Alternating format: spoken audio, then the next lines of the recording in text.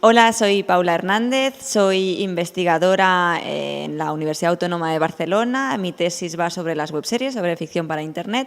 Además, soy periodista en vertele.com sobre televisión y he venido a Carballo de jurado de webseries, además a moderar una página web. La existencia de festivales como Carballo Interplay, bueno, de hecho en España no hay un festival que sea como Carballo Interplay dedicado a los contenidos digitales exclusivamente, y para mí es algo que, bueno, de alguna manera da un paso adelante y demuestra la importancia que están teniendo esos contenidos en España. De hecho, tardaba en haber un festival como el nuestro, siendo un país que somos campeones del mundo en webseries. Y así que bienvenido sea y ojalá crean muchos más. Conozco Carballo a través del festival. No sabía, la verdad es que lo de la existencia de este pueblecito y, bueno, de momento es muy acogedor. El futuro de los contenidos digitales lo veo muy prometedor.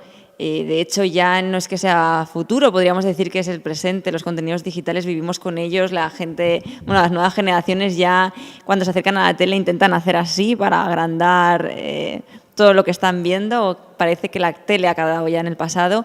Yo creo que en un futuro ya va a haber como una especie de fusión entre tanto televisión como Internet, que ya, por ejemplo, las webseries no se va a diferenciar entre si estoy viendo Malviviendo y después veo Juego de Tronos, estoy viendo una webserie o una serie, da igual.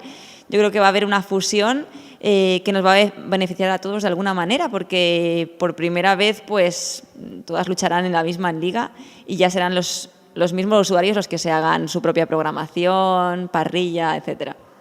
Por el momento es muy difícil vivir de los contenidos digitales.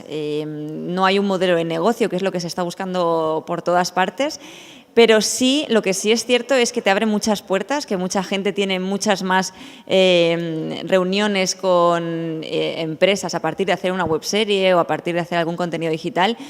Por lo tanto, es un escaparate del talento que, por fin, gracias a Internet, es mucho más democrático, esto de demostrar el talento que tenemos.